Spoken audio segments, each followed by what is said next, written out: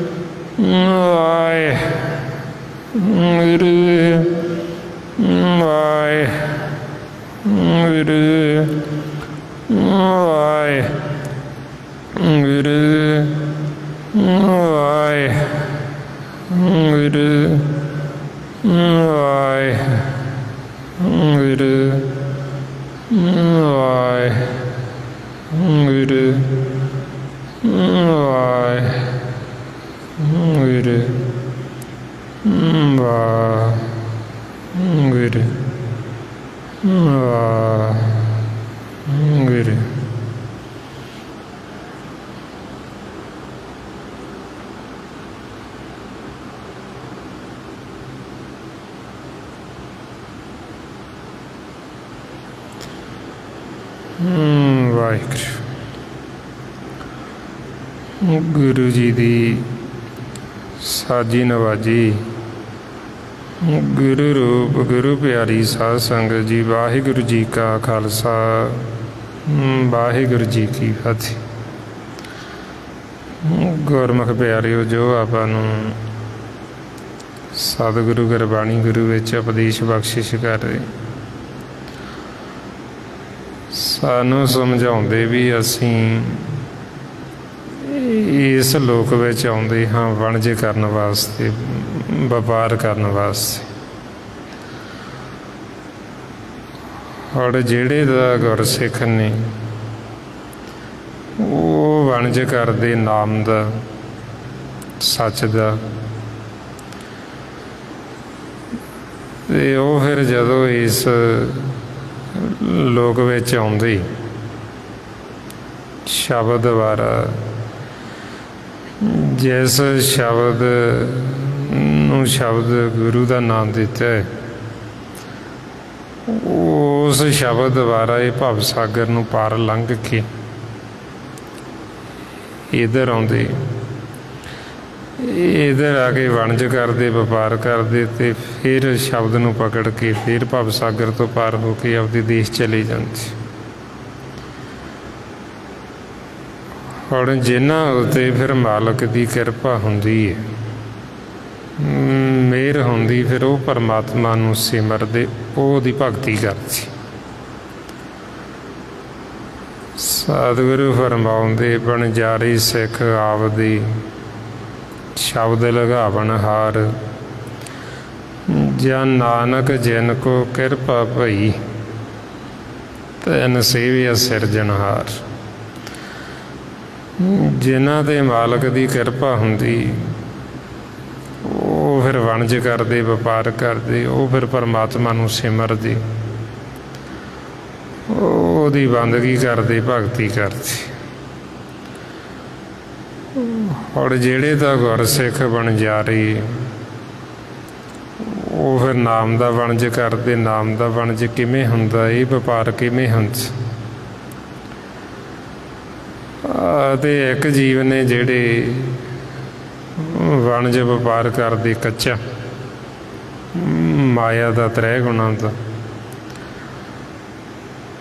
ਹੁਣ ਉਹ ਜਿਹੜਾ ਕੱਚਾ ਵਪਾਰ ਫਿਰ ਉਹ ਕਿਵੇਂ ਹੁੰਦਾ? ਹੁਣ ਮਹਾਰਾਜ ਕਹਿੰਦੇ ਹੈ ਤਾਂ ਅਸੀਂ ਸਾਰੇ ਵਣਜਾ ਰਹੇ ਹਾਂ, ਵਣਜ ਕਰਨ ਵਾਸਤੇ ਆਏ, ਪਰ ਇੱਕ ਜਿਹੜੇ ਗੁਰਮੁਖ ਉਹ ਰਤਨਾਂ ਦਾ ਵਣਜ ਕਰਦੇ, ਇੱਕ ਕੱਚੇ ਦਾ ਵਪਾਰ ਕਰਦੇ। ਸਤਿਗੁਰੂ ਸੱਚੇ ਪਾਤਸ਼ਾਹ ਫਰਮਾਉਂਦੇ, ਇੱਕ ਰਤਨ ਪਦਾਰਥ ਵਣਜਦੇ, ਇੱਕ ਕੱਚੇ ਦੇ ਵਪਾਰ। ਵੀ ਇੱਕ ਤਾਂ ਰਤਨਾਂ ਦੇ ਵਪਾਰੀ ਨੇ ਨਾਮ ਦੇ, ਇੱਕ ਵਪਾਰੀ ਨੇ ਜਿਹੜੇ ਉਹ ਕੱਚੇ ਦੇ, ਮਾਇਆ ਦੇ, ਝੂਠ ਦੇ। ਹੁਣ ਮਹਾਰਾਜ ਕਹਿੰਦੇ ਹੈ ਤਾਂ ਅਸੀਂ ਸਾਰੇ ਵਣਜਾਰੇ ਵਣਜ ਕਰਨ ਵਾਸਤੇ ਆਏ। ਜੇਤੇ ਜੀ ਤੇ ਵਣਜਾਰੇ, ਖੁੱਲੇ ਹੱਟ ਹੋਆ ਵਪਾਰ। ਜਿੰਨੇ ਵੀ ਜੀਵ ਇਸ ਲੋਕ ਵਿੱਚ ਆਏ, ਅਸੀਂ ਆਏ, ਸਾਡੇ ਮਨ ਆਏ। ਇਹ ਜਿਹੜਾ ਸਰੀਰ ਹੈ ਇਹਨੂੰ ਦੇਸ਼ ਕਹਿ ਦਿੱਤਾ, ਇਹਨੂੰ ਨਗਰ ਕਹਿ ਦਿੱਤਾ। ਔਰ ਇਸ ਦੇਸ਼ ਦੇ ਵਿੱਚ ਬਹੁਤ ਸਾਰੇ ਹੱਟ ਖੁੱਲ੍ਹੇ ਨੇ, ਬਾਜ਼ਾਰ ਲੱਗਿਆ ਹੋਇਆ। ਜਿਉਂ ਹੀ ਮਨ ਆਉਂਦਾ ਹੈ, ਇਹ ਜਿਹੜੇ ਹੱਟ ਨੇ ਇਹ ਸਾਰੇ ਹੱਟ ਖੁੱਲ੍ਹ ਜਾਂਦੇ। ਸਤਿਗੁਰੂ ਫਰਮਾਉਂਦੇ, ਇਸ ਕਾਇਆ ਅੰਦਰ 9 ਖੰਡ ਪ੍ਰਿਥਵੀ ਹੱਟ ਪੱਟਣ ਬਜ਼ਾਰਾ। ਵੀ ਇਹ ਜਿਹੜੀ ਕਾਇਆ ਹੈ, ਸਰੀਰ, ਦੇਸ਼, ਇਹਦੇ ਵਿੱਚ ਬਹੁਤ ਸਾਰੇ ਹੱਟ ਲੱਗੇ ਨੇ, ਬਾਜ਼ਾਰ ਖੁੱਲ੍ਹਾ। ਹੁਣ ਇੱਕ ਤਾਂ ਗੁਰਮੁਖ ਜਿਹੜੇ ਆਏ ਨਾਮ ਦੇ ਵਪਾਰੀ, ਬਹੁਤੇ ਜੀਵ ਸੀ ਜਿਹੜੇ ਉਹ ਕੱਚੇ ਦੇ ਵਪਾਰੀ ਆ ਕੇ, ਮਾਇਆ ਦੇ, ਕੂੜ ਦੇ, ਝੂਠ ਦੇ। ਹੁਣ ਸਤਿਗੁਰੂ ਫਿਰ ਕਹਿੰਦੇ ਵੀ ਜਿਹੜੇ ਤਾਂ ਕੂੜ ਦੇ ਵਪਾਰੀ ਨੇ, ਉਹਨਾਂ ਨੇ ਇਹਨਾਂ 3 ਹੱਟਾਂ ਤੋਂ ਹੀ ਸੌਦਾ ਲੈਣਾ ਸ਼ੁਰੂ ਕਰ ਦਿੱਤਾ। ਸਾਨੂੰ ਗੁਰਬਾਣੀ ਗੁਰੂ 'ਚ ਦੱਸਿਆ ਵੀ ਹੱਟ ਤਾਂ ਬਹੁਤ ਲੱਗੇ ਨੇ, ਪਰ ਮੇਨ ਜਿਹੜੇ ਵੱਡੇ ਹੱਟ ਉਹ ਆਪਾਂ ਨੂੰ 4 ਦੱਸ ਦਿੱਤੇ। ਇੱਕ ਹੱਟ ਹੈ ਮੋਖ ਦਾ, ਜਿਹਨੂੰ ਨਿਜ ਘਰ ਕਹਿੰਦੇ, ਥਿਰ ਘਰ ਕਹਿੰਦੇ। ਜਿੱਥੋਂ ਸਾਨੂੰ ਮੁਕਤੀ ਮਿਲਣੀ, ਜਿੱਥੋਂ ਸਾਨੂੰ ਪਰਮ ਪਦਵੀ ਮਿਲਣੀ, ਜਿੱਥੋਂ ਸਾਨੂੰ ਸਾਡੇ ਮਨ ਦਾ ਭੋਜਨ ਮਿਲਣਾ, ਮਨ ਦੀ ਖੁਰਾਕ ਮਿਲਣੀ, ਉਹਨੂੰ ਕਹਿੰਦੇ ਮੋਖ ਦਾ ਹੱਟ। ਉਹਦਾ ਮੁਖੀ ਹੈ ਜਿਹੜਾ ਮਾਲਕ ਆਪ ਹੈ, ਪਰਮਾਤਮਾ, ਨਿਰੰਕਾਰ ਵਾਹਿਗੁਰੂ। ਜਿਹੜੇ 3 ਹੱਟ ਨੇ ਇਹ ਕਾਲ ਦੇ ਸਪੁਰਦ ਕਰ ਦਿੱਤੇ। ਇਹਨਾਂ ਦਾ ਮੁਖੀ ਜਿਹੜਾ ਉਹ ਕਾਲ ਹੈ। ਹੁਣ ਇੱਥੋਂ ਜਿਹੜਾ ਸੌਦਾ ਮਿਲਦਾ 3 ਹੱਟਾਂ ਤੋਂ, ਇਹ ਸਰੀਰ ਵਾਸਤੇ ਸਾਰਾ ਕੁਛ ਹੀ ਜਿਹੜਾ ਨਾਸਵਾਨ ਮਿਥਿਆ ਹੋਏ। ਹੁਣ ਬਹੁਤੇ ਜੀਵਾਂ ਨੇ ਇਹਨਾਂ ਹੱਟਾਂ ਤੋਂ ਹੀ ਜਿਹੜਾ ਸੌਦਾ ਸੀ ਉਹ ਲੈਣਾ ਸ਼ੁਰੂ ਕਰ ਦਿੱਤਾ। ਇੱਥੇ ਹੁਣ ਇਹ 3 ਹੱਟ ਨੇ, ਰਜੋਗੁਣੀ ਹੱਟ, ਤਮੋਗੁਣੀ ਹੱਟ ਅਤੇ ਸਤੋਗੁਣੀ ਹੱਟ। ਹੁਣ ਇਹਨਾਂ ਹੱਟਾਂ ਤੋਂ ਕੀ ਸੌਦਾ ਮਿਲਦਾ ਅਤੇ ਕੀ ਕੁਝ ਰੱਖਿਆ ਇਹਨਾਂ ਹੱਟਾਂ ਦੇ ਉੱਤੇ। ਫਿਰ ਆਪਾਂ ਨੂੰ ਸਮਝਾਉਂਦੇ ਵੀ ਜਿਹੜਾ ਰਜੋਗੁਣੀ ਹੱਟ ਹੈ, ਜਿੱਥੋਂ ਸਾਨੂੰ ਇਹ ਤਨ ਵਾਸਤੇ ਅਰਥ ਚਾਰਾ ਮਿਲਦਾ, ਅਸੀਂ ਕਰਮ ਕਰਦੇ ਹਾਂ, ਉੱਥੋਂ ਜਿਹੜਾ ਸੌਦਾ ਮਿਲਦਾ ਉਹਦੇ ਵਿੱਚ ਆਸ਼ਾ, ਅਭਿਲਾਸ਼ਾ ਤ੍ਰਿਸ਼ਨਾਵਾਂ ਸਹਿੰਸੇ ਫਿਕਰ ਚਿੰਤਾਵਾਂ, ਇਹ ਸਾਰਾ ਕੁਝ ਸੌਦਾ ਇੱਥੇ ਪਿਆ। ਜਦੋਂ ਜੀਵ ਇਹ ਹੱਟ 'ਤੇ ਆਉਂਦਾ ਰਜੋ ਗੁਣ 'ਤੇ, ਫਿਰ ਉਹ ਆਪਣਾ ਜਿਹੜਾ ਧਨ ਇੱਥੇ ਖਰਚ ਕੀਤੀ ਜਾਂਦਾ ਅਤੇ ਇੱਥੋਂ ਇਹ ਸੌਦਾ ਲਈ ਜਾਂਦਾ, ਆਸ਼ਾ ਅਭਿਲਾਸ਼ਾ ਤ੍ਰਿਸ਼ਨਾਵਾਂ ਦਾ, ਸਹਿੰਸੇ ਫਿਕਰਾਂ ਦਾ। ਇਹਨੂੰ ਫਿਰ ਇਸ ਹੱਟ ਨੂੰ ਜਿਹੜਾ ਰਜੋਗਣ, ਇਹਨੂੰ ਅਗਨ ਸਾਗਰ ਦਾ ਨਾਮ ਦਿੱਤਾ। ਜਿਵੇਂ ਅਗਨ ਦੇ ਵਿੱਚ ਅਸੀਂ ਜਿੰਨਾ ਮਰਜ਼ੀ ਬਾਲਣ ਪਾਈ ਚੱਲੀਏ, ਉਹ ਅੱਗ ਦੀ ਤ੍ਰਿਪਤੀ ਨਹੀਂ ਹੁੰਦੀ, ਉਹ ਅੱਗ ਵੱਸ ਨਹੀਂ ਕਰਦੀ। ਹੁਣ ਇਸੇ ਤਰ੍ਹਾਂ ਹੀ ਇਹ ਰਜੋਗੁਣ ਦੇ ਵਿੱਚ ਜਿੰਨਾ ਮਰਜ਼ੀ ਅਸੀਂ ਆਸ਼ਾ ਅਭਿਲਾਸ਼ਾ ਤ੍ਰਿਸ਼ਨਾਵਾਂ ਦੇ ਵਿੱਚ ਜਾਈਏ, ਇਹ ਗਾਂ ਦੀ ਗਾਂ ਹੋਰ ਵਧੀ ਜਾਂਦੀ। ਜਿੰਨਾ ਮਰਜ਼ੀ ਅਸੀਂ ਧਨ ਇਕੱਠਾ ਕਰੀ ਜਾਈਏ, ਅੱਗੇ ਦੀ ਅੱਗੇ ਤ੍ਰਿਸ਼ਨਾ ਹੋਰ ਵੱਧਦੀ ਤੁਰੀ ਜਾਂਦੀ। ਫਿਰ ਐਸੀ ਅਵਸਥਾ 'ਚ ਮਹਾਰਾਜ ਇਹਨੂੰ ਅਗਨ ਸਾਗਰ ਦਾ ਨਾਮ ਦਿੰਦੇ। ਬਈ ਜਿਵੇਂ ਉਹ ਅਗਨ ਜਿੰਨਾ ਮਰਜ਼ੀ ਬਾਲਣ ਪਾ ਦਿਓ, ਉਹਦੀ ਤ੍ਰਿਪਤੀ ਨਹੀਂ ਹੁੰਦੀ, ਇਸੇ ਤਰ੍ਹਾਂ ਇਹ ਰਜੋਗੁਣ ਹੱਟ। ਮਹਾਰਾਜ ਕਹਿੰਦੇ ਜਿਉਂ ਈਂਧਨ, ਜਿਵੇਂ ਉਹ ਪਾਵਕ ਹੈ ਵੀ ਉਹ ਨਹੀਂ ਰੱਜਦੀ, ਜਿਉਂ ਪਾਵਕ ਈਂਧਨ ਨਹੀਂ ਧਰਾਪੈ, ਬਿਨ ਹਰ ਕਹਾਂ ਅਗਾਈ। ਵੀ ਮਾਨੇ ਜਿਹੜਾ ਇਹਨੇ ਇੱਥੇ ਰੁਕਣਾ ਨਹੀਂ ਹੈ, ਇਹ ਹੱਟ 'ਤੇ ਮਨ ਵਾਸਤੇ ਕੁਝ ਨਹੀਂ, ਧਨ ਵਾਸਤੇ ਸਾਰਾ ਕੁਛ ਪਿਆ ਹੈ। ਫਿਰ ਇਸ ਤੋਂ ਜਿਹੜਾ ਅਗਲਾ ਹੱਟ ਹੈ ਤਮੋਗੁਣੀ ਹੱਟ। ਜਿਹੜਾ ਤਮੋਗੁਣੀ ਹੱਟ, ਉੱਥੇ ਜਿਹੜਾ ਸੌਦਾ ਪਿਆ ਉੱਥੋਂ ਮਿਲਦਾ ਹੈ ਜਿਹੜਾ ਸਮਾਨ, ਉਹਦੇ ਵਿੱਚ ਕਾਮ ਕ੍ਰੋਧ ਲੋਭ ਮੋਹ ਹੰਕਾਰ, ਨਿੰਦਿਆ ਚੁਗਲੀ ਈਰਖਾ ਵੈਰ ਵਿਰੋਧ ਹਉਮੈ ਹੰਕਾਰ ਨਫ਼ਰਤ, ਇਹ ਸਾਰਾ ਕੁਛ ਇਹ ਤਮੋਗੁਣੀ ਹੱਟ 'ਤੇ ਪਿਆ। ਜਦੋਂ ਜੀਵ ਹੁਣ ਇਸ ਤਰ੍ਹਾਂ ਕਿਸੇ ਨਾਲ ਲੜਾਈਆਂ ਝਗੜੇ ਕਰਦੇ, ਫਿੱਕੇ ਬੋਲ ਬੋਲਦੇ, ਕਿਸੇ ਨਾਲ ਦੁਵਿਧਾ ਕਰਦੇ, ਨਿੰਦਿਆ ਕਰਦੇ, ਉਦੋਂ ਫਿਰ ਉਹ ਇਹ ਤਮੋਗੁਣੀ ਹੱਟ 'ਤੇ ਹੁੰਦੇ। ਅਤੇ ਜਿਹੜਾ ਤਮੋਗੁਣੀ ਹੱਟ ਹੈ, ਇਹਨੂੰ ਕਹਿੰਦੇ ਬਿਖ ਸਾਗਰ, ਜ਼ਹਿਰ ਦਾ ਭਰਿਆ ਹੋਇਆ। ਜਿਹੜੇ ਜੀਵ ਫਿਰ ਇਹ ਤਮੋਗੁਣੀ ਹੱਟ 'ਤੇ ਰਹਿੰਦੇ, ਉਹਨਾਂ ਦੇ ਅੰਦਰ ਇੰਨੀ ਜ਼ਹਿਰ ਭਰ ਜਾਂਦੀ, ਇੰਨੀ ਦੁਵਿਧਾ, ਇੰਨੀ ਈਰਖਾ, ਇੰਨਾ ਹਉਮੈ ਹੰਕਾਰ ਵੱਧ ਜਾਂਦਾ। ਫਿਰ ਉਹ ਸਾਰਾ ਜਿਹੜਾ ਧਨ ਆਪਦਾ ਇੱਥੇ ਖਰਚ ਕੀਤੀ ਜਾਂਦੀ, ਇੱਥੋਂ ਇਹ ਸੌਦਾ ਲਈ ਜਾਂਦੇ ਅਤੇ ਧਨ ਖਰਚ ਕੀਤੀ ਜਾਂਦੀ। ਔਰ ਇਹ ਜਿਹੜਾ ਸੌਦਾ ਲੈਂਦੇ, ਇਹ ਵੀ ਕੱਚਾ ਵਪਾਰ। ਫਿਰ ਅੱਗੇ ਜਿਹੜਾ ਹੱਟ ਹੈ ਸਤੋਗੁਣ। ਸਤੋਗੁਣ ਦੇ ਵਿੱਚ ਜਿਹੜੇ ਗੁਣ ਨੇ, ਜਿਹੜਾ ਉੱਥੋਂ ਸੌਦਾ ਮਿਲਦਾ, ਉਹਦੇ ਵਿੱਚ ਦਇਆ, ਨਰਮਤਾਈ, ਸਹਿਣਸ਼ੀਲਤਾ, ਪੁੰਨਦਾਨ, ਸੇਵਾ ਭਾਵਨਾ। ਔਰ ਇਹ ਜਿਹੜਾ ਸਤੋਗੁਣੀ ਹੱਟ ਹੈ ਤਾਂ ਅੱਛਾ ਹੈ, ਪਰ ਜੇ ਅਸੀਂ ਹੁਣ ਇਹ ਸਤੋਗੁਣ ਤੋਂ ਉੱਪਰ ਨਹੀਂ ਉੱਠਦੇ, ਸਿਰਫ ਇੱਥੇ ਹੀ ਬੈਠੇ ਰਹਿੰਦੇ, ਫਿਰ ਇੱਥੋਂ ਸਤੋਗੁਣ ਤੋਂ ਫਿਰ ਤਮੋਗੁਣ 'ਤੇ ਲੈ ਆਉਂਦੇ।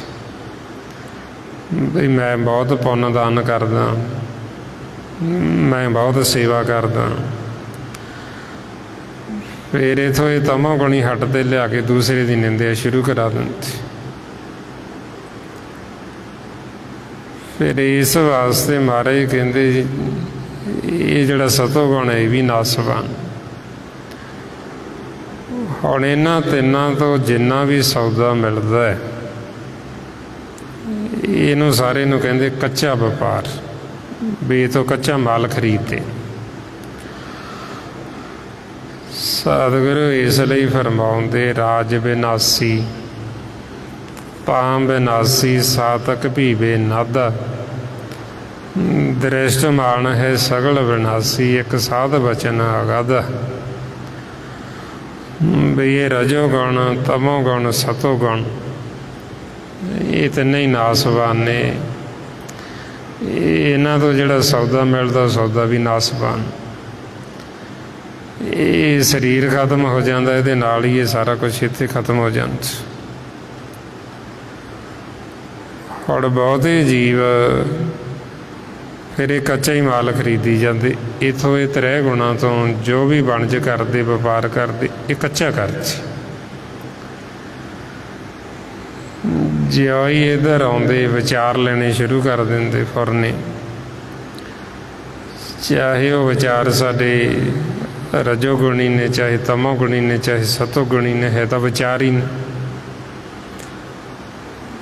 ਹੁਣ ਜਿਹੜੇ ਸਵਾਸ ਦੇ ਨਾਲ ਸਾਨੂੰ ਵਿਚਾਰ ਆ ਗਏ ਆ, ਕਿਹੜਾ ਅਸੀਂ ਵਿਚਾਰ ਲਿਆ, ਕਿਹੜੇ ਹੱਟ ਦਾ ਲਿਆ, ਉਹ ਸਾਡਾ ਧਨ ਉਹ ਹੱਟ 'ਤੇ ਖਰਚ ਹੋ ਜਾਂਦਾ। ਹੁਣ ਇਸ ਵਾਸਤੇ ਸੱਚੇ ਪਾਤਸ਼ਾਹ ਕਹਿੰਦੇ ਵੀ ਜੇ ਹੁਣ ਅਸੀਂ ਇੱਥੇ ਹੀ ਇਹਨਾਂ ਹੱਟਾਂ 'ਤੇ ਧਨ ਆਪਦਾ ਖਰਚ ਕੀਤੀ ਜਾਵਾਂਗੇ, ਫਿਰ ਸਾਨੂੰ ਸਾਡੇ ਮਨ ਵਾਸਤੇ ਜਿਹੜੀ ਸਾਡੇ ਮਨ ਦੀ ਖੁਰਾਕ ਹੈ ਉਹਦੀ ਪ੍ਰਾਪਤੀ ਨਹੀਂ ਹੋਏਗੀ। ਜੋ ਨਾਮ ਰਤਨ ਹੈ ਸਾਨੂੰ ਉਹਦੀ ਪ੍ਰਾਪਤੀ ਨਹੀਂ ਹੋਏਗੀ। ਹੁਣ ਬਹੁਤੇ ਜੀਵਾਂ ਨੇ ਤਾਂ ਫਿਰ ਇੱਥੋਂ ਆ ਕੇ ਇਹੋ ਜਿਹੜਾ ਕੱਚਾ ਸੀ ਵਪਾਰ ਇਹੋ ਕਰਨਾ ਸ਼ੁਰੂ ਕਰ ਦਿੱਤਾ, ਅਤੇ ਇੱਥੋਂ ਹੀ ਸੌਦਾ ਲਈ ਜਾਂਦੇ ਦਿਨ ਰਾਤ। ਹੁਣ ਜਿਹੜੇ ਗੁਰਮੁਖ,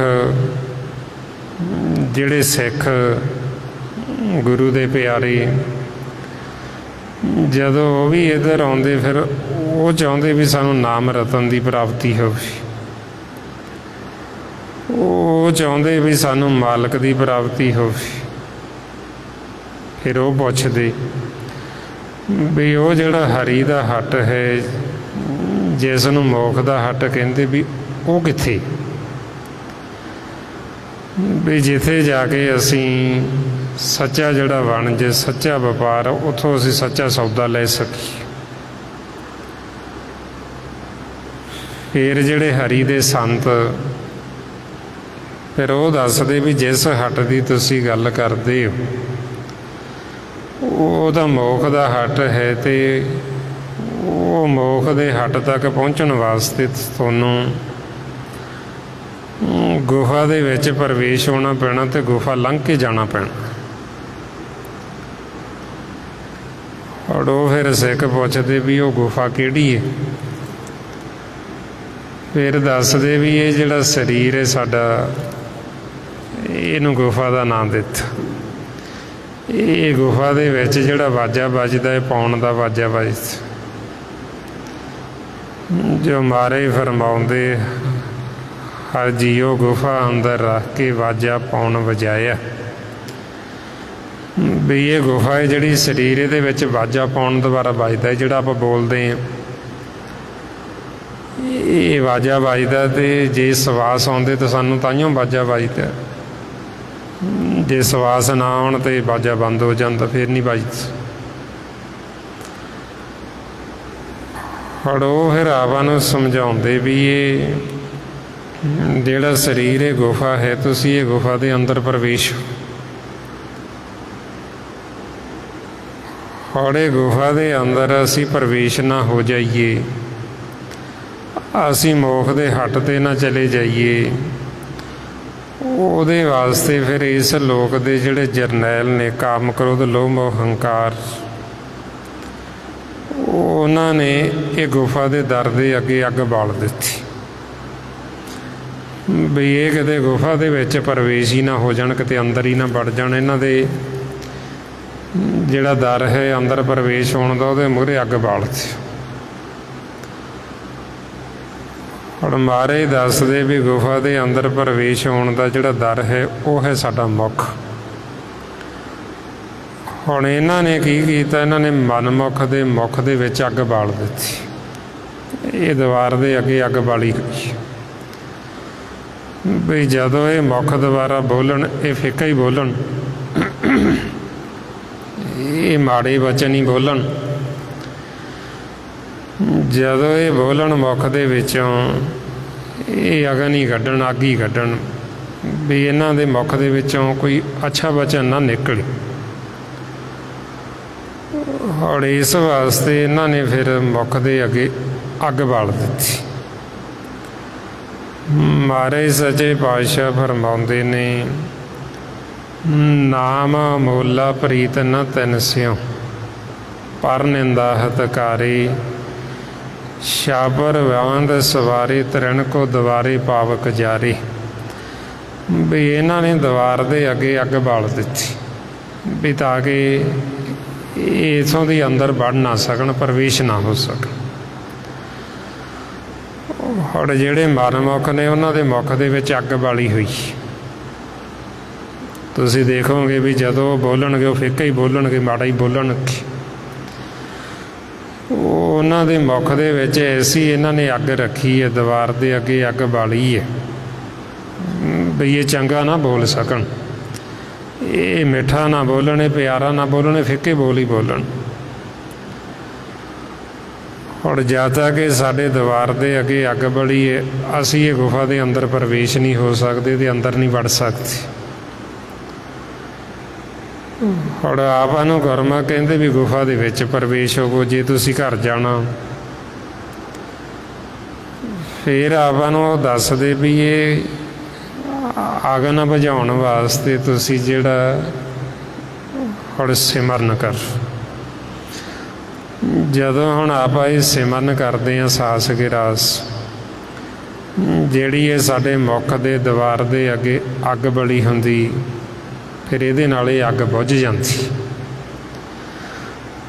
जिउं ही साडे मुख दे अगों अगन बुझदी है, फिर ये दीवार है अंदर वड़न दा, फिर असीं इत्थों दी अगे अंदर प्रवेश हो जांदी।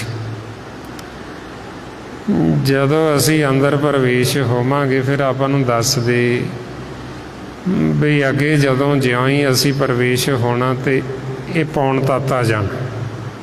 असीं पौण दे विच प्रवेश हो के पौण तत्त। हुण पौण जिवें आपां बाहर देखदे हां हनेरियां चलदियां, और इस तरह साडे अंदर चलदी है। ये पौण जिहड़ी साडे मन नूं उड़ा के लै जांदी। फिर आपां नूं समझाउंदे भी ये पौण तत्त नूं पार करन वास्ते तुसीं गुरु दा जिहड़ा शब्द है ਉਹਦਾ मन नूं आसरा देना, ताकि असीं ये पौण तत्त तो पार हो सकीए। फिर ਉਹਦੇ ਲਈ आपां नूं उदाहरण दिंदे भी जिवें आपां घर बनाउने आ, घर नूं मंदिर ਕਹਿੰਦੇ, छत दे थले आपां थंम ला दिंदे आसरा भी ताकि वो छत रुक जाए। और इस तरह ही साडा मन जिहड़ा रुक जाए, उहदे वास्ते फिर सानूं कहंदे गुरु दे शब्द इहनूं आसरा दो, इहनूं थंम लाओ। मारे फरमाउंदे ज्यों मंदिर को थामे थमन, ते गुर का शब्द मने अस थमन। बई जिवें असीं ये थंम ला दिता घर बनाउण दी खातर थल्ले, ते अपने मन नूं थंम लाउणा शब्द आवा सिमरन कीती जाना। ज्यों-ज्यों असीं सिमरन करते जावांगे, ये जिहड़ा पौण तत्त है, असीं पौण तत्त तो पार लंघ जांगे। फिर जदों पौण तत्त तो पार हो गए अगे पानी तत्त आ जांदा। जदों ये पानी तत्त आउंदा फिर इन्ना पानी है जिवें आपां बाहर देखदे हां समुंदरां दे रूप दे विच। जो असीं बाहर देखते हैं उहिओ साडे इस पिंड दे विच, शरीर दे विच। महाराज फरमाउंदे जो ब्रह्मंडे सोई पिंडे, भी जो ब्रह्मंड दे विच उहिओ साडे पिंड विच। और आपां फिर जदों एक किनारे तो दूसरे किनारे जाना होवे, फिर सानूं बेड़े की लोड़ पैंदी, किश्ती की लोड़ पैंदी। और इत्थे फिर गुरु का जिहड़ा शब्द है वो बेड़े का काम करदा। असीं सिमरन कीती जाना, शब्द का आसरा लैके असीं ये जिहड़ा पानी तत्त है, पानी तत्त नूं पार कर जाना। महाराज फरमाउंदे ज्यों पखान नाव चढ़ तरे, प्राणी गुर चरण लगत निस्तरे। बई जिवें बेड़े ते सवार होके जीव पानी तो पार हो जाता, एक किनारे तो दूजे किनारे ते चला जाता, ਇਸੇ ਤਰ੍ਹਾਂ ਹੀ ਸਾਡੇ ਅੰਦਰ ਜਿਹੜਾ ਪਾਣੀ ਤੱਤ ਉਹਨੂੰ ਅਸੀਂ ਸ਼ਬਦ ਦੁਆਰਾ ਪਾਰ ਕਰ। ਜਦੋਂ ਫਿਰ ਅਸੀਂ ਪਾਣੀ ਤੱਤ ਨੂੰ ਪਾਰ ਕਰ ਜਾਂਦੇ ਹਾਂ ਫਿਰ ਅੱਗੇ ਅਗਨ ਤੱਤ ਆ ਜਾਂਦਾ। ਅਗਨ ਜਿਵੇਂ ਆਪਾਂ ਬਾਹਰ ਦੇਖਦੇ ਹਾਂ ਗਰਮੀ ਦੇ ਵਿੱਚ ਅਗਨ ਵਰਸਦੀ ਹੈ ਅਤੇ ਅਗਨ ਦੇ ਵਿੱਚੋਂ ਜੀਵ ਬਚਣ ਵਾਸਤੇ ਫਿਰ ਉਹ ਛਾਂ ਭਾਲਦਾ ਵੀ ਮੈਂ ਛਾਵੇਂ ਜਾਵਾਂ ਕਿਤੇ ਧੁੱਪੋਂ। ਹੁਣ ਸਾਡੇ ਅੰਦਰ ਫਿਰ ਜਿਹੜਾ ਇਹ ਅਗਨ ਤੱਤ ਹੈ, ਜਦੋਂ ਅਸੀਂ ਇਹ ਅਗਨ ਤੱਤ ਨੂੰ ਪਾਰ ਕਰਨਾ, ਗੁਰੂ ਦਾ ਸ਼ਬਦ ਹੈ ਜਿਹੜਾ ਫਿਰ ਇਹ ਛਾਂ ਦਾ ਕੰਮ ਕਰਦਾ। ਅਸੀਂ ਸਿਮਰਨ ਅਭਿਆਸ ਕਰਦੇ ਜਾਣਾ ਸਹਿਜੇ ਸਹਿਜੇ ਅਤੇ ਅਸੀਂ ਇਹ ਅਗਨ ਤੱਤ ਨੂੰ ਪਾਰ ਹੋ ਜਾਂਦੇ। ਮਹਾਰਾਜ ਫਰਮਾਉਂਦੇ, ਜੈ ਮਹਾਂ ਭਿਆਨ ਤਪਤ ਬਹੁ ਕਾਮ ਤੇ ਹਰ ਕੇ ਨਾਮ ਕੀ ਕਰੂ ਪਰੇਸ਼ਾਨ। ਵੀ ਜਿੱਥੇ ਬਹੁਤ ਜ਼ਿਆਦਾ ਤਪਸ ਹੈ, ਅਗਨੀ ਤੱਤ ਹੈ, ਉਹਨੂੰ ਪਾਰ ਕਰਨ ਵਾਸਤੇ ਗੁਰੂ ਦਾ ਸ਼ਬਦ ਸਾਡੇ ਲਈ ਛਾਂ ਦਾ ਕੰਮ ਕਰਦਾ। ਫਿਰ ਜਦੋਂ ਅਸੀਂ ਇਹ ਅਗਨ ਤੱਤ ਨੂੰ ਪਾਰ ਕਰ ਜਾਂਦੇ ਅੱਗੇ ਮਿੱਟੀ ਤੱਤ ਆ ਜਾਂਦਾ। ਜਦੋਂ ਮਿੱਟੀ ਤੱਤ ਆ ਜਾਂਦਾ ਅੰਧ ਘਵਾਰ ਹਨੇਰਾ ਹੀ ਹਨੇਰਾ, ਸਾਨੂੰ ਉੱਥੇ ਕੁਝ ਦਿਖਾਈ ਨਹੀਂ ਦਿੰਦਾ। ਜਿਵੇਂ ਜੀਵ ਮਿੱਟੀ ਦੇ ਵਿੱਚ ਥੱਲੇ ਕੋਈ ਸੁਰੰਗ ਹੋਵੇ ਉਹਦੇ ਵਿੱਚ ਜਾ ਵੜੇ ਅਤੇ ਉਹ ਹਨੇਰਾ ਹੀ ਹਨੇਰਾ, ਕੁਝ ਦਿਖਾਈ ਨਹੀਂ ਦਿੰਦਾ। ਔਰ ਉੱਥੇ ਹਨੇਰੇ ਦੇ ਵਿੱਚ ਫਿਰ ਲਾਈਟ ਦੀ ਲੋੜ ਪੈਂਦੀ, ਚਾਨਣ ਦੀ ਲੋੜ ਪੈਂਦੀ, ਰੋਸ਼ਨੀ ਦੀ ਲੋੜ ਪੈਂਦੀ। ਜਦੋਂ ਹੁਣ ਅਸੀਂ ਸਾਡੇ ਅੰਦਰ ਜਿਹੜਾ ਮਿੱਟੀ ਤੱਤ ਇਹਨੂੰ ਪਾਰ ਕਰਨਾ, ਇੱਥੇ ਫਿਰ ਗੁਰੂ ਦਾ ਸ਼ਬਦ ਸਾਡੇ ਲਈ ਉਜਾਰੇ ਦਾ ਕੰਮ ਕਰਦਾ, ਰੋਸ਼ਨੀ ਦਾ ਕੰਮ ਕਰਦਾ। ਅਸੀਂ ਗੁਰੂ ਦੇ ਸ਼ਬਦ ਦਾ ਆਸਰਾ ਦਿੰਦੇ ਹੋਏ ਮਨ ਨੂੰ ਫਿਰ ਇਹ ਮਿੱਟੀ ਤੱਤ ਨੂੰ ਪਾਰ ਕਰ ਜਾ। ਮਹਾਰਾਜ ਫਰਮਾਉਂਦੇ, ਜੈ ਪੈਂਡੇ ਮਹਾਂ ਅੰਧ ਗਵਾਰਾ ਹਰ ਕਾ ਨਾਮ ਉਹਾਂ ਸੰਗ ਉਜਾਰਾ। ਵੀ ਜਿਸ ਪੈਂਡੇ 'ਤੇ ਚੱਲਦੇ ਹੋਏ ਅੰਧ ਗਵਾਰ ਹੈ, ਹਨੇਰਾ ਹੀ ਹਨੇਰਾ, ਕੁਛ ਦਿਖਾਈ ਹੀ ਨਹੀਂ ਦਿੰਦਾ। ਅਤੇ ਕਿੰਨਾ ਕੁ ਪੈਂਡਾ, ਕਿੰਨੀ ਕੁ ਸੁਰੰਗ ਲੰਬੀ ਹੈ, ਉਹ ਪਤਾ ਹੀ ਨਹੀਂ ਲੱਗਦਾ ਕੁਛ। ਅਤੇ ਗੁਰੂ ਦਾ ਸ਼ਬਦ ਫਿਰ ਸਾਡੇ ਵਾਸਤੇ ਉਜਾਰੇ ਦਾ ਕੰਮ ਕਰਦਾ। ਜਦੋਂ ਅਸੀਂ ਗੁਰੂ ਦੇ ਸ਼ਬਦ ਦਾ ਆਸਰਾ ਦਿੱਤੀ ਜਾਂਦੇ, ਫਿਰ ਅਸੀਂ ਇਹ ਮਿੱਟੀ ਤੱਤ ਨੂੰ ਪਾਰ ਕਰ ਜਾਂਦੇ। ਜਦੋਂ ਮਿੱਟੀ ਤੱਤ ਵੀ ਪਾਰ ਲੰਘ ਕੇ ਅੱਗੇ ਆਕਾਸ਼ ਤੱਤ ਆ ਜਾਂਦਾ, ਜਿਹਦੇ ਵਿੱਚ ਭਵ ਸਾਗਰ, ਭਵ ਜਲ। ਫਿਰ ਉਹ ਭਵ ਸਾਗਰ ਨੂੰ ਪਾਰ ਕਰਨ ਵਾਸਤੇ ਗੁਰੂ ਦਾ ਸ਼ਬਦ,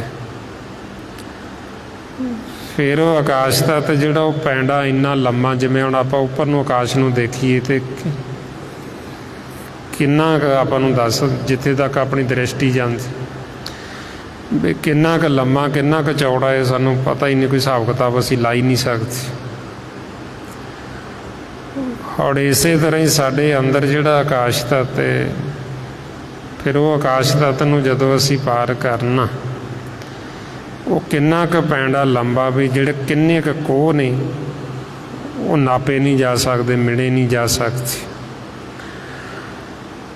ਫਿਰ ਜਿਵੇਂ ਆਪਾਂ ਦੇਖਦੇ ਵੀ ਕਿਤੇ ਲੰਮੇ ਸਫ਼ਰ 'ਤੇ ਜਾਈਏ ਅਤੇ ਜੀਵ ਨਾਲ ਪ੍ਰਸ਼ਾਦਾ ਲੈ ਜਾਂਦੇ, ਤੋਸ਼ਾ ਵੀ ਰਸਤੇ ਵਿੱਚ ਪ੍ਰਸ਼ਾਦਾ ਛਕ ਲਾਂਗੇ, ਵੀ ਪੈਂਡਾ ਲੰਮਾ। ਔਰ ਇਸੇ ਤਰ੍ਹਾਂ ਹੀ ਫਿਰ ਇੱਥੇ ਫਿਰ ਗੁਰੂ ਦਾ ਸ਼ਬਦ ਹੈ ਜਿਹੜਾ ਸਾਡੇ ਵਾਸਤੇ ਉਹ ਭੋਜਨ ਬਣਦਾ। ਜੈ ਪੈਂਡੇ ਮਹਾਂ ਜਾਏ ਨਾ ਕੋਸਾ ਹਰ ਕਾ ਨਾਮ ਉਹਾਂ ਸੰਗ ਤੋਸਾ। ਫਿਰ ਜਦੋਂ ਅਸੀਂ ਇਹ ਆਕਾਸ਼ ਤੱਤ ਨੂੰ ਵੀ ਪਾਰ ਕਰ ਜਾਂਦੇ, ਫਿਰ ਅੱਗੇ ਜਾ ਕੇ ਉਹ ਆਉਂਦਾ ਹਰੀ ਦਾ ਹੱਟ, ਜਿਹਨੂੰ ਮੋਖ ਦਾ ਹੱਟ ਕਹਿੰਦੇ, ਜਿਹਨੂੰ ਕਹਿੰਦੇ ਵੀ ਜਿੱਥੇ ਸੱਚਾ ਸੌਦਾ ਹੁੰਦਾ, ਸੱਚਾ ਵਪਾਰ। ਫਿਰ ਗੁਰਸਿੱਖ ਉੱਥੇ ਚਲੇ ਜਾਂਦੇ, ਜਿਹਨੂੰ ਮਹਾਰਾਜ ਕਹਿੰਦੇ ਬੰਜਾਰੇ ਸਿੱਖ ਆਪਦੇ ਸ਼ਬਦ ਲਗਾਵਣ ਹਾਰ। ਵੀ ਉਹ ਗੁਰਸਿੱਖ ਫਿਰ ਆਏ ਬਣਜਾਰੇ ਬਣ ਕੇ ਵਣਜ ਕਰਨ ਵਾਸਤੇ, ਅਤੇ ਉਹ ਫਿਰ ਚਲੇ ਗਏ ਮੋਖ ਦੇ ਹੱਟ 'ਤੇ। ਜਦੋਂ ਅਸੀਂ ਫਿਰ ਉਹ ਹੱਟ 'ਤੇ ਚਲੇ ਜਾਂਦੇ, ਫਿਰ ਸਾਨੂੰ ਦੱਸਦੇ ਵੀ ਉਹ ਹੱਟ ਹੈ ਜਿਹੜਾ ਤੁਸੀਂ ਉਹ ਹੱਟ ਦੇ ਦਰ ਦੇ ਉੱਤੇ ਜਾ ਕੇ ਬੈਠ ਜਾ। ਫਿਰ ਉਹ ਦਰ ਦੇ ਹੱਟ 'ਤੇ ਤੁਸੀਂ ਜਾ ਕੇ ਜਦੋਂ ਬੈਠਣਾ ਬੜਾ ਸ਼ਰਧਾ ਅਤੇ ਭਾਵਨਾ ਦੇ ਨਾਲ ਫਰਮਾਉਂਦੇ ਨੇ, ਸਾਜ ਭੇਟ ਬੈਸਣ ਕੋ ਥਾਓ, ਸਤ ਸੰਤੋਖ ਹੋਵੇ ਅਰਦਾਸ, ਤਾਂ ਸੁਣ ਸਦ ਬਹਾਲੇ ਪਾਸ। ਵੀ ਇੱਥੇ ਫਿਰ ਸਾਡੇ ਵਿੱਚ ਬੜਾ ਸਬਰ ਅਤੇ ਬੜਾ ਸੰਤੋਖ ਦੇ ਨਾਲ ਇੱਥੇ ਬੈਠ, ਬੜੀ ਸ਼ਰਧਾ ਅਤੇ ਬੜੀ ਭਾਵਨਾ ਦੇ ਨਾਲ ਬੈਠਣ। ਫਿਰ ਗੁਰਮੁਖ ਇੱਥੇ ਆਸਣ ਲਾ ਕੇ ਬੈਠ ਜਾਂਦੇ। ਇਹਨੂੰ ਕਹਿੰਦੇ ਹਰਦਰ। ਹਰਦਰ ਸੇਵੇ ਅਲਖ ਭੇਵੇ, ਨਿਹਚਲ ਆਸਣ ਪਾਇਆ। ਵੀ ਉੱਥੇ ਨਿਹਚਲ ਆਸਣ ਲਾ ਕੇ ਬੈਠ ਜਾਂਦੇ ਸੀ। ਔਰ ਜਦੋਂ ਗੁਰਮੁਖ ਫਿਰ ਉਹ ਦਰ ਦੇ ਉੱਤੇ ਬੈਠਦੇ ਅਤੇ ਮਾਲਕ ਵੀ ਦੇਖ ਬਈ ਆਏ ਨੇ, ਦਰ ਦੇ ਉੱਤੇ ਬੈਠੇ ਨੇ। ਉਹ ਮਹਿਲ ਦੇ ਵਿੱਚ ਅੰਦਰ ਬੈਠੇ ਅਤੇ ਆਪਾਂ ਮਹਿਲ ਤੋਂ ਬਾਹਰ ਦਰ ਦੇ ਉੱਤੇ ਬੈਠੇ। ਹੁਣ ਮਾਲਕ ਇੱਥੇ ਦੇਖਦਾ ਵੀ ਇਹ ਕੋਈ ਸੰਸਾਰ ਦਾ ਦੁਨਿਆਵੀ ਕਿਤੇ ਪਦਾਰਥ ਤਾਂ ਨਹੀਂ ਮੰਗਣ ਆਇਆ ਕੁਛ, ਵੀ ਜੇ ਤਾਂ ਇਹ ਉਹ ਮੰਗਣ ਆਏ ਫਿਰ ਤਾਂ ਆਪੇ ਵਾਪਸ ਮੁੜ ਜਾਏਗਾ, ਬਾਹਲਾ ਟਾਈਮ ਨਹੀਂ ਇੱਥੇ ਬਹਿੰਦਾ, ਰੁਕਦਾ ਨਹੀਂ ਇੱਥੇ। ਜਦੋਂ ਗੁਰਮੁਖ ਫਿਰ ਸੰਸਾਰ ਦੀ ਉਹਨਾਂ ਦੀ ਕੋਈ ਮੰਗ ਨਹੀਂ ਹੁੰਦੀ, ਉਹ ਫਿਰ ਇੱਥੇ ਆਸਣ ਲਾ ਕੇ ਬੈਠੇ ਰਹਿੰਦੇ। ਜਿਵੇਂ ਪੁਰਾਣੇ ਸਮਿਆਂ ਦੇ ਵਿੱਚ ਸੰਤਾਂ ਦੀ ਮੰਡਲੀ, ਸਾਧੂਆਂ ਦੀ ਮੰਡਲੀ ਚੱਲਦੀ, ਉਹ ਫਿਰ ਜਦੋਂ ਕਿਸੇ ਦੇ ਘਰ ਅੱਗੇ ਬੈਠਦੇ ਉਹ ਧੂਣਾ ਲਾ ਕੇ ਬੈਠ ਜਾਂਦੇ ਵੀ ਜਦ ਤੱਕ ਉਹਨਾਂ ਦੀ ਜੋ ਇੱਛਾ ਹੁੰਦੀ, ਇੱਛਾ ਮੁਤਾਬਕ ਉਹਨਾਂ ਨੂੰ ਦਿੱਤਾ ਨਾ ਜਾਂਦਾ ਅਤੇ ਉਹ ਉਹਨਾਂ ਸਮਾਂ ਉਹ ਦਰ ਨਹੀਂ ਛੱਡਦੇ, ਉੱਥੇ ਬੈਠੇ ਰਹਿੰਦੇ।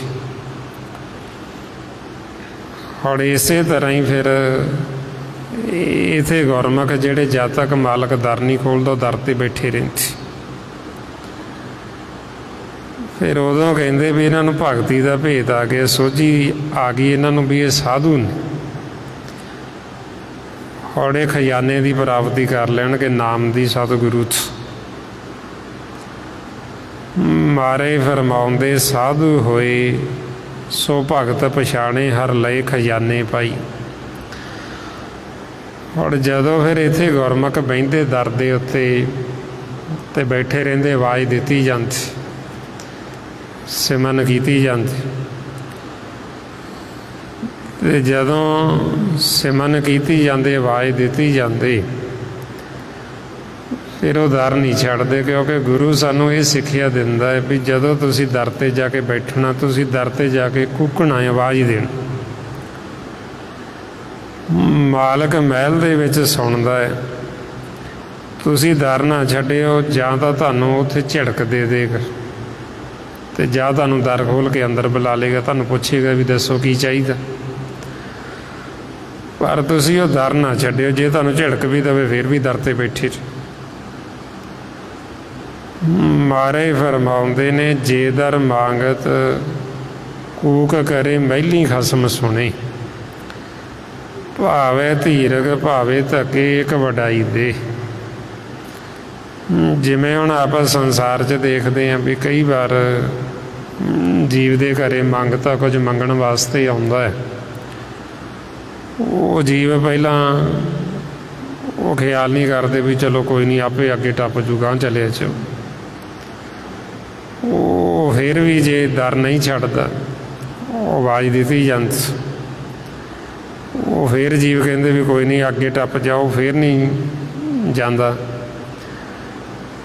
ਫਿਰ ਉਹ ਜਿਹੜੇ ਪਰਿਵਾਰ ਦੇ ਮੈਂਬਰ, ਉਹਨਾਂ ਨੂੰ ਸ਼ਰਮ ਆ ਜਾਂਦੀ ਵੀ ਇੰਨੇ ਸਮੇਂ ਦਾ ਇਹ ਦਰ ਦੇ ਉੱਤੇ ਖੜ੍ਹਾ, ਆਵਾਜ਼ਾਂ ਦਿੱਤੀ ਜਾਂਦਾ, ਇਹਨੂੰ ਪੁੱਛੋ ਤਾਂ ਸਹੀ ਇਹਨੂੰ ਚਾਹੀਦਾ ਕੀ ਹੈ।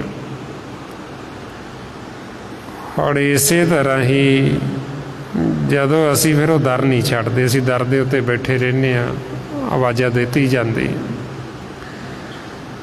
ਫਿਰ ਮਾਲਕ ਨੂੰ ਵੀ ਸ਼ਰਮ ਆ ਜਾਂਦੀ। ਮਾਰੇ ਫਰਮਾਉਂਦੇ, ਸ਼ਰਮ ਭਈ ਨਰੈਣੇ, ਨਾਨਕ ਦਰ ਪਈ ਆਓ। ਵੀ ਜਿਹੜੇ ਗੁਰਮੁਖ ਮਾਲਕ ਦੇ ਦਰ ਦੇ ਉੱਤੇ ਬੈਠੇ, ਜਿਨ੍ਹਾਂ ਨੇ ਦਰ ਨਹੀਂ ਛੱਡਿਆ, ਉਹ ਨਰੈਣ ਪਰਮਾਤਮਾ ਨੂੰ ਵੀ ਸ਼ਰਮ ਆ ਜਾਂਦੀ।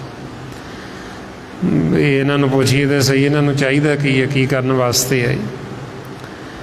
ਇੱਥੇ ਫਿਰ ਜਦੋਂ ਭਗਤ ਜਨ ਬੈਠੇ, ਜਿਵੇਂ ਭਗਤ ਨਾਮਦੇਵ ਜੀ ਜਾ ਕੇ ਜਦੋਂ ਦਰ ਦੇ ਉੱਤੇ ਬੈਠੇ, ਮਾਲਕ ਅੰਦਰ ਬੈਠੇ ਤੇ ਮਾਲਕ ਨੇ ਉਹਨਾਂ ਤੋਂ ਪੁੱਛਿਆ, ਜਿਵੇਂ ਆਪਾਂ ਦੇਖਦੇ ਨਾ ਕਈ ਵਾਰ ਆਪਣਾ ਦਰ ਅੰਦਰੋਂ ਬੰਦ ਹੁੰਦਾ ਤੇ ਕੋਈ ਆ ਕੇ ਦਰਵਾਜ਼ਾ ਖੜਕਾਵੇ ਤੇ ਆਪਾਂ ਅੰਦਰੋਂ ਹੀ ਪੁੱਛ ਲੈਂਦੇ ਵੀ ਕੌਣ ਹੈ। ਫਿਰ ਉਹ ਨਾਮ ਦੱਸਦਾ ਉਹਦਾ ਵੀ ਮੈਂ ਫਲਾਣਾ ਹੈ, ਤੇ ਫਿਰ ਜੀ ਬਾਤ ਵੀ ਕੀ ਕਰਨ ਵਾਸਤੇ ਆਏ, ਕੀ ਕੰਮ ਹੈ ਦੱਸੋ। ਔਰ ਇਸੇ ਤਰ੍ਹਾਂ ਹੀ ਫਿਰ ਭਗਤਾਂ ਦੇ ਨਾਲ ਮਾਲਕ ਦੀ ਇਸ ਤਰ੍ਹਾਂ ਗੱਲ ਹੋਈ। ਭਗਤ ਨਾਮਦੇਵ ਜੀ ਜਦੋਂ ਦਰ ਦੇ ਉੱਤੇ ਬੈਠੇ ਤੇ ਮਾਲਕ ਨੇ ਅੰਦਰੋਂ ਆਵਾਜ਼ ਦੇ ਕੇ ਪੁੱਛਿਆ, ਕੀ ਪੁੱਛਦੇ? ਮਹਾਰਾਜ ਗੁਰਬਾਣੀ 'ਚ ਦੱਸਦੇ, ਕਹਿੰਦੇ ਤੂੰ ਕੌਣ ਰੇ, ਵੀ ਤੂੰ ਕੌਣ ਆ? ਫਿਰ ਉਹ ਅੱਗਿਓਂ ਕਹਿੰਦੇ ਮੈਂ ਜੀ ਨਾਮਾ, ਵੀ ਮੈਂ ਨਾਮਦੇਵ। ਤੇ ਮਹਾਰਾਜ ਅੰਦਰੋਂ ਕਹਿੰਦੇ ਹੋ ਜੀ, ਵੀ ਦੱਸ ਕੀ ਕਰਨ ਵਾਸਤੇ ਆਏ ਹੋ, ਕੀ ਕੰਮ ਆ ਦੱਸੋ। ਫਿਰ ਉਹ ਅੱਗਿਓਂ ਦੱਸਦੇ, ਕਹਿੰਦੇ ਆਲਾ ਤੇ ਨਿਵਾਰਨਾ ਜਮ ਕਾਰਨਾ, ਬਈ ਅਸੀਂ ਤਾਂ ਆਏ ਹਾਂ ਜੀ, ਆ ਜਮਾਂ ਦੀ ਫਾਈ ਸਾਡੇ ਗਲ 'ਚ ਪਈ ਹੋਈ, ਵੀ ਸਾਡੀ ਜਮਾਂ ਦੀ ਫਾਈ ਕੱਟ ਦਿਓ। ਤੇ ਜਿਹੜਾ ਸਾਡਾ ਇਹ ਰੋਗ ਲੱਗਿਆ ਸਾਡੇ ਮਰਨ ਨੂੰ, ਜਨਮ ਮਰਨ ਦਾ, ਇਹ ਸਾਡਾ ਰੋਗ ਕੱਟ ਦਿਓ ਤੇ ਸਾਨੂੰ ਨਾਮ ਦੀ ਦਾਤ ਦੇ ਦਿਓ। ਫਿਰ ਮਾਲਕ ਗੁਰਮੁਖਾਂ ਨੂੰ ਦਰ ਖੋਲ੍ਹ ਕੇ ਅੰਦਰ ਬੁਲਾਉਂਦੇ। ਇਸੇ ਤਰ੍ਹਾਂ ਹੀ ਭਗਤ ਕਬੀਰ ਜੀ ਉਹ ਵੀ ਬਹੁਤ ਸਮਾਂ ਬੈਠੇ ਰਹੇ। ਜਦੋਂ ਦਰ ਦੇ ਉੱਤੇ ਬੈਠੇ ਰਹੇ, ਮਾਲਕ ਨੇ ਦਰ ਨਹੀਂ ਖੋਲ੍ਹਿਆ। ਜਦੋਂ ਨਹੀਂ ਦਰ ਖੋਲ੍ਹਿਆ ਤੇ ਉਹਨਾਂ ਦੇ ਮਨ 'ਚ ਥੋੜ੍ਹਾ ਜਿਹਾ ਰੋਸ ਆਇਆ ਵੀ ਮਾਤਾ ਪਿਤਾ ਹੈ, ਵੀ ਇੰਨਾ ਸਮਾਂ ਹੋ ਗਿਆ ਬੈਠਿਆਂ ਨੂੰ, ਦਰ ਕਿਉਂ ਨਹੀਂ ਖੋਲ੍ਹਦੇ, ਕਿਉਂ ਨਹੀਂ ਬੁਲਾਉਂਦੇ। ਫਿਰ ਉਹਨਾਂ ਦੇ ਅੰਦਰ ਜਦੋਂ ਰੋਸ ਆਇਆ, ਉਹ ਉੱਠ ਕੇ ਤੁਰ ਪਏ। ਜਿਹੜਾ ਸੁਰਤੀ ਸੀ ਮਨ, ਉੱਠ ਕੇ ਤੁਰ ਪਿਆ। ਮਾਲਕ ਅੰਦਰੋਂ ਦੇਖ ਰਹੇ ਵੀ ਬੱਚਾ ਬੈਠਾ ਹੈ ਤੇ ਹੁਣ ਚੱਲੇ। ਤੇ ਫਿਰ ਮਾਲਕ ਨੇ ਦਰ ਖੋਲ੍ਹਿਆ ਤੇ ਦਰ ਖੋਲ੍ਹ ਕੇ ਉਹਨਾਂ ਨੂੰ ਪਿੱਛੋਂ ਆਵਾਜ਼ਾਂ ਮਾਰੀਆਂ। ਆਵਾਜ਼ਾਂ ਵੀ ਉਹਨਾਂ ਦਾ ਨਾਂ ਲੈ ਲੈ ਕੇ ਮਾਰਦੇ ਵੀ ਕਬੀਰ ਮੁੜਿਆ ਵਾਪਸ ਘਰ ਆ ਜਾ, ਅੰਦਰ ਆ ਜਾ।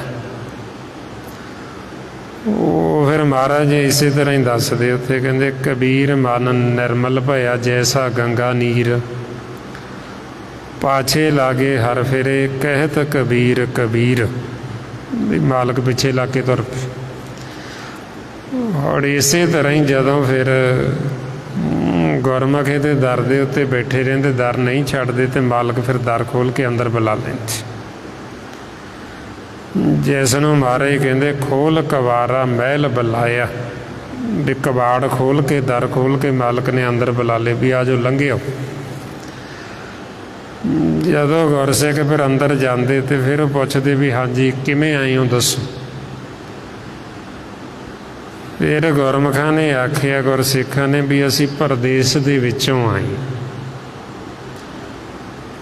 ਕਾਹਦੇ ਵਾਸਤੇ ਆਏ ਹੋ? ਕਹਿੰਦੇ ਅਸੀਂ ਨਾਮ ਰਤਨ ਲੈਣ ਵਾਸਤੇ ਆਏ, ਸੌਦਾ ਲੈਣ ਵਾਸਤੇ ਆਏ। ਮਹਾਰਾਜ ਦੱਸਦੇ, ਕਹਿੰਦੇ ਪਰਦੇਸ ਝਾਕ ਸੌਦੇ ਕੋ ਆਇਆ, ਬਸਤ ਅਨੂਪ ਸੁਣੀ ਲੋਭਾਇਆ, ਵੀ ਅਸੀਂ ਜੀ ਪਰਦੇਸ ਦੇ ਵਿੱਚੋਂ ਆਏ ਹਾਂ ਤੇ ਅਸੀਂ ਨਾਮ ਧਨ ਲੈਣ ਵਾਸਤੇ ਆਏ ਹਾਂ। ਫਿਰ ਮਾਲਕ ਉਹਨਾਂ ਸਿੱਖਾਂ ਤੋਂ ਪੁੱਛਦੇ ਵੀ ਤੁਹਾਡਾ ਸਾਂਝੀਦਾਰ ਵੀ ਹੈ ਕੋਈ? ਕਿਹਨੇ ਦੱਸਿਆ ਤੁਹਾਨੂੰ ਰਸਤਾ, ਕਿਵੇਂ ਆਏ ਹੋ ਇੱਥੇ? ਫਿਰ ਉਹ ਸਿੱਖ ਦੱਸਦੇ ਵੀ ਇਹਦੇ ਵਿੱਚ ਸਾਂਝੀਦਾਰ ਸਾਡਾ ਗੁਰੂ ਹੈ, ਸਾਨੂੰ ਗੁਰੂ ਨੇ ਰਸਤਾ ਦਿਖਾਇਆ, ਉਹਨੇ ਦੱਸਿਆ ਤੇ ਅਸੀਂ ਤਾਂ ਕਰਕੇ ਫਿਰ ਇਹ ਰਸਤੇ 'ਤੇ ਚੱਲ ਕੇ ਫਿਰ ਆਏ। ਫਿਰ ਮਾਲਕ ਪੁੱਛਦਾ ਵੀ ਜਿਹੜਾ ਧਨ ਸੀ ਤੁਸੀਂ ਉਹ ਧਨ ਜਿਹੜਾ ਜਮ੍ਹਾਂ ਕਰਾਇਆ, ਗੁਰਸਿੱਖ ਕਹਿੰਦੇ ਵੀ ਆਹ ਅਸੀਂ ਮੁੱਖ ਦੇ ਹੱਟ 'ਤੇ ਧਨ ਜਮ੍ਹਾਂ ਕਰਾਇਆ। ਫਿਰ ਮਾਲਕ ਜਿਹੜਾ ਧਨ ਉਹਨਾਂ ਨੇ ਜਮ੍ਹਾਂ ਕਰਾਇਆ ਹੁੰਦਾ ਫਿਰ ਉਹਨਾਂ ਨੂੰ ਤੋਲਦੇ। ਇਸ ਕਾਇਆ ਅੰਦਰ ਤੋਲ ਤਲਾਵੇ ਆਪੇ ਤੋਲਣ ਹਾਰਾ, ਬੈਠ ਕੇ ਤੋਲਦੇ ਵੀ ਕਿੰਨਾ ਕੁ ਧਨ ਇਹਨਾਂ ਨੇ ਜਮ੍ਹਾਂ ਕਰਾਇਆ। ਔਰ ਇਹ ਜਿਹੜਾ ਆਪਾਂ ਸਵਾਸਾਂ ਦਾ ਧਨ ਇਹ ਮੋਖ ਦੇ ਹੱਟ 'ਤੇ ਫਿਰ ਜਮ੍ਹਾਂ ਕਰਾਉਣਾ ਹੁੰਦਾ, ਇਹਦੇ ਬਦਲੇ ਸਾਨੂੰ ਨਾਮ ਰਤਨ ਦੀ ਪ੍ਰਾਪਤੀ ਹੁੰਦੀ। ਇਹਦੇ ਬਦਲੇ ਹੀ ਸਾਨੂੰ ਸਾਡੇ ਮਨ ਦਾ ਜਿਹੜਾ ਭੋਜਨ ਅੰਮ੍ਰਿਤ ਰਸ ਸਾਨੂੰ ਉਹ ਮਿਲਦਾ। ਹੁਣ ਜਦ ਤੱਕ ਅਸੀਂ ਇਹ ਮੋਖ ਦੇ ਹੱਟ 'ਤੇ ਧਨ ਜਮ੍ਹਾਂ ਨਹੀਂ ਕਰਾਉਂਦੇ ਉਹਨਾਂ ਸਮਾਂ ਸਾਨੂੰ ਉੱਥੋਂ ਸੌਦਾ ਨਹੀਂ ਮਿਲ ਸਕਦਾ। ਜਿਵੇਂ ਬੇੜੇ ਤੋਂ ਬਿਨਾਂ, ਬੋਹੇ ਤੋਂ ਬਿਨਾਂ ਅਸੀਂ ਦਰਿਆ ਨੂੰ ਪਾਰ ਨਹੀਂ ਹੋ ਸਕਦੇ, ਇੱਕ ਕਿਨਾਰੇ ਤੋਂ ਦੂਜੇ ਕਿਨਾਰੇ ਨਹੀਂ ਜਾ ਸਕਦੇ। ਇਸੇ ਤਰ੍ਹਾਂ ਹੀ ਜਦ ਤੱਕ ਹੁਣ ਜੀਵ ਸਿਮਰਨ ਅਭਿਆਸ ਨਹੀਂ ਕਰਦਾ, ਨਹੀਂ ਸਤ ਸੰਗਤ ਕਰਦਾ, ਉਹਨੂੰ ਘਾਟਾ ਹੀ ਘੱਟ, ਕਿਉਂਕਿ ਉਹ ਆਪਣਾ ਜਿਹੜਾ ਧਨ ਸਵਾਸਾਂ ਦਾ ਉਹ ਸਾਰਾ ਵਿਅਰਥ ਹੀ ਖਰਾਬ ਕਰੀ ਜਾਂਦਾ, ਉਹ ਸਾਰਾ ਕੱਚਾ ਵਪਾਰ ਹੀ ਕਰੀ ਜਾਂਦਾ, ਉਹ ਕੱਚਾ ਮਾਲ ਹੀ ਖਰੀਦੀ ਜਾਂਦਾ। ਮਹਾਰਾਜ ਸੱਚੇ ਪਾਤਸ਼ਾਹ ਇਸ ਲਈ ਫਰਮਾਉਂਦੇ, ਬਿਨ ਦਮ ਕੇ ਸੌਦਾ ਨਹੀਂ ਹਾਟ, ਬਿਨ ਬੋਹਿਤ ਸਾਗਰ ਨਹੀਂ ਬਾਟ, ਬਿਨ ਗੁਰ ਸੇਵੇ ਘਾਟੇ ਘਾਟ। ਬਈ ਜਦ ਤੱਕ ਜੀਵ ਸਿਮਰ ਨਹੀਂ ਕਰਦਾ ਉਹਨੂੰ ਘਾਟਾ ਹੀ ਘੱਟ, ਉਹ ਆਪਦੇ ਜੀਵਨ ਦਾ ਲਾਹਾ ਨਹੀਂ ਖੱਟਦਾ, ਉਹ ਇੱਥੋਂ ਘਾਟਾ ਹੀ ਖਾ ਕੇ ਜਾਂਦਾ। ਹੁਣ ਜਿਹੜੇ ਗੁਰਸਿੱਖ ਉਹਨਾਂ ਨੇ ਧਨ ਜਮ੍ਹਾਂ ਕਰਾਏ, ਜਦੋਂ ਮਾਲਕ ਦੇਖਦੇ ਵੀ ਧਨ ਇਹਨਾਂ ਨੇ ਜਮ੍ਹਾਂ ਕਰਾਏ ਤੇ ਫਿਰ ਉਹਨਾਂ ਨੂੰ ਨਾਮ ਦੀ ਜਿਹੜੀ ਦਾਤ, ਨਾਮ ਰਤਨ, ਉਹ ਫਿਰ ਉਹਨਾਂ ਨੂੰ ਦੇ ਦਿੰਦੀ। ਮਹਾਰਾਜ ਸੱਚੇ ਪਾਤਸ਼ਾਹ ਫਿਰ ਸਾਨੂੰ ਦੱਸਦੇ ਵੀ ਜਿਹੜੇ ਗੁਰਸਿੱਖ ਘਰ ਚਲੇ ਗਏ, ਜਿਨ੍ਹਾਂ ਨੇ ਫਿਰ ਸਤਿਗੁਰ ਤੋਂ ਨਾਮ ਦੀ ਦਾਤ ਲੈ ਲਈ, ਉਹਨਾਂ ਨੂੰ ਵਡਭਾਗੀ ਕਹਿ ਦਿੱਤਾ ਵੀ ਇਹ ਵੱਡੇ ਭਾਗਾਂ ਵਾਲੇ। ਮਹਾਰਾਜ ਫਰਮਾਉਂਦੇ, ਸਤਿਗੁਰ ਸਿੱਖ ਕੋ ਨਾਮ ਧਨ ਦੇ, ਗੁਰ ਕਾ ਸਿੱਖ ਵਡਭਾਗੀ ਹੈ। ਵੀ ਇਹ ਗੁਰੂ ਦਾ ਸਿੱਖ ਬੜੇ ਵੱਡੇ ਭਾਗਾਂ ਵਾਲਾ, ਵੀ ਇਹ ਘਰ ਗਿਆ ਤੇ ਇਹਨੇ ਘਰ ਜਾ ਕੇ ਸਤਿਗੁਰ ਤੋਂ ਨਾਮ ਦੀ ਦਾਤ ਪ੍ਰਾਪਤ ਕਰ ਲਈ। ਫਿਰ ਇਸ ਤਰ੍ਹਾਂ ਗੁਰਮੁਖ ਜਦੋਂ ਘਰ ਜਾਂਦੇ, ਫਿਰ ਇਹ ਨਾਮ ਨੂੰ ਖਜ਼ਾਨਾ ਕਹਿੰਦੇ। ਨਿਧਾਨ ਆਖੀਏ, ਨਿਧਾਨ ਹੁੰਦਾ ਖਜ਼ਾਨਾ, ਹਰ ਹਰ ਨਾਮ ਨਿਧਾਨ ਹੈ, ਗੁਰਮੁਖ ਪਾਇਆ ਜਾਏ। ਵੀ ਗੁਰਮੁਖਾਂ ਨੇ ਜਿਹੜਾ ਇਹ ਨਿਧਾਨ ਖਜ਼ਾਨਾ ਸੀ, ਇਹਦੀ ਪ੍ਰਾਪਤੀ ਸਤਿਗੁਰ ਤੋਂ ਕਰ ਲਈ, ਮਾਲਕ ਤੋਂ ਕਰ ਲਈ। ਫਿਰ ਗੁਰਮੁਖ ਜਦੋਂ ਘਰ ਜਾਂਦੇ, ਉੱਥੇ ਜਾ ਕੇ ਮਾਲਕ ਦੇ ਨਾਲ ਵਿਚਾਰ ਵਟਾਂਦਰਾ ਹੁੰਦਾ, ਫਿਰ ਉੱਥੋਂ ਉਹਨਾਂ ਨੂੰ ਨਾਮ ਦੀ ਜਿਹੜੀ ਦਾਤ ਫਿਰ ਉਹ ਪ੍ਰਾਪਤ ਹੁੰਦੀ। ਜਿਵੇਂ ਬਾਬਾ ਕਬੀਰ ਜੀ ਕਹਿੰਦੇ ਵੀ ਜਦੋਂ ਅਸੀਂ ਘਰ ਗਏ, ਘਰ ਨੂੰ ਕੋਠੜੀ ਦਾ ਨਾਂ ਦਿੱਤਾ, ਵੀ ਜਦੋਂ ਅਸੀਂ ਕੋਠੜੀ ਵਿੱਚ ਗਏ, ਇਹ ਸਰੀਰ ਨੂੰ ਕੋਠਾ ਕਹਿ ਦਿੱਤਾ, 10ਵੇਂ ਦੀਵਾਰ ਨੂੰ ਨਿੱਜ ਘਰ ਨੂੰ ਕੋਠੜੀ ਕਹਿ ਦਿੱਤਾ। ਇਹਦੇ ਜਦੋਂ ਅਸੀਂ ਕੋਠੜੀ ਵਿੱਚ ਗਏ, ਉੱਥੇ ਜਾ ਕੇ ਸਾਡੀ ਮਾਲਕ ਦੇ ਨਾਲ ਵਿਚਾਰ ਹੋਈ, ਪਰਮਾਤਮਾ ਦੇ ਨਾਲ। ਫਿਰ ਉੱਥੋਂ ਸਾਨੂੰ ਪ੍ਰਾਪਤੀ ਕਾਹਦੀ ਹੋਈ? ਨਾਮ ਧਨ ਦੀ। ਫਿਰ ਜਦੋਂ ਗੁਰਮੁਖ ਉੱਥੋਂ ਵਾਪਸ ਆਉਂਦੇ, ਫਿਰ ਇੱਧਰ ਆ ਕੇ ਉਹ ਨਾਮ ਦਾ ਭੇਦ ਦੇਣਾ ਸ਼ੁਰੂ ਕਰਦੇ। ਜਿਨ੍ਹਾਂ ਨੇ ਫਿਰ ਉਹਨਾਂ ਦੀ ਵਿਚਾਰਧਾਰਾ ਨੂੰ ਸੁਣਿਆ, ਬਾਬਾ ਕਬੀਰ ਜੀ ਨੂੰ, ਤੇ ਸੁਣ ਕੇ ਮੰਨਿਆ, ਫਿਰ ਉਹ ਵੀ ਘਰ ਚਲੇ ਗਏ, ਉਹਨਾਂ ਨੂੰ ਵੀ ਨਾਮ ਦੀ ਪ੍ਰਾਪਤੀ ਹੋ ਗਈ, ਤੇ ਉਹ ਵੀ ਜਿਹੜੇ ਗੁਰਮੁਖ ਸੀ ਉਹ ਸੁਹਾਗਣਾ ਹੋ ਗਈ। ਮਹਾਰਾਜ ਫਰਮਾਉਂਦੇ, ਕਬੀਰ ਕੋਠੜੇ ਮੇ ਕੋਠੜੀ, ਪਰਮ ਕੋਠੀ ਵਿਚਾਰ, ਗੁਰਦੀਨੀ ਵਸਤ ਕਬੀਰ ਕੋ ਲਿਓ ਵਸ ਸੰਭਾਲ। ਕਬੀਰ ਦੀਨੀ ਸੰਸਾਰ ਕੋ ਲੀਨੀ ਜਿਸ ਮਸਤਕ ਭਾਗ, ਅੰਮ੍ਰਿਤ ਰਸ ਜਨ ਪਾਇਆ ਥਿਰ ਤਾਂ ਕਾ ਸੁਹਾਗ। ਬਾਬਾ ਕਬੀਰ ਜੀ ਕਹਿੰਦੇ ਵੀ ਸਾਨੂੰ ਉੱਥੇ ਜਾ ਕੇ ਉਹ ਖਜ਼ਾਨੇ ਦੀ ਪ੍ਰਾਪਤੀ ਹੋਈ, ਨਾਮ ਦੀ। ਫਿਰ ਜਦੋਂ ਇੱਧਰ ਆਏ, ਨਾਮ ਦਾ ਭੇਦ ਦੇਣਾ ਸ਼ੁਰੂ ਕੀਤਾ, ਤੇ ਕਿਹਨਾਂ ਨੇ ਨਾਮ ਦਾ ਭੇਦ ਲਿਆ? ਉਹਨਾਂ ਤੋਂ ਜਿਨ੍ਹਾਂ ਦੇ ਮਸਤਕ ਬੜੇ ਚੰਗੇ ਸੀ, ਜਿਨ੍ਹਾਂ ਦੇ ਭਾਗ ਬੜੇ ਚੰਗੇ ਸੀ, ਉਹਨਾਂ ਨੇ ਉਹਨਾਂ ਦਾ ਸੰਗ ਕੀਤਾ। ਸੰਗ ਕਰਨ ਤੋਂ ਬਾਅਦ ਉਹਨਾਂ ਦੇ ਬਚਨਾਂ ਨੂੰ ਮੰਨਦੇ ਹੋਏ, ਸਿਮਰਨ ਅਭਿਆਸ ਕਰਦੇ ਹੋਏ, ਉਹ ਵੀ ਘਰ ਚਲੇ ਗਏ, ਤੇ ਉਹਨਾਂ ਨੂੰ ਵੀ ਅੰਮ੍ਰਿਤ ਰਸ ਦੀ ਪ੍ਰਾਪਤੀ ਹੋ ਗਈ, ਤੇ ਉਹਨਾਂ ਨੂੰ ਉਹ ਸੁਹਾਗ ਮਿਲ ਗਿਆ, ਉਹ ਪਤੀ ਮਿਲ ਗਿਆ ਵੀ ਜਿਹੜਾ ਕਦੇ ਸਾਨੂੰ ਛੱਡ ਕੇ ਨਹੀਂ ਜਾਂਦਾ, ਜਿਹਦੇ ਨਾਲੋਂ ਫਿਰ ਕਦੇ ਸਾਡਾ ਵਿਛੋੜਾ ਨਹੀਂ ਪੈਂਦਾ। ਇੱਕ ਵਾਰ ਜੇ ਮਾਲਕ ਦੇ ਨਾਲ ਅਸੀਂ ਮਿਲਾਪ ਕਰ ਲਿਆ,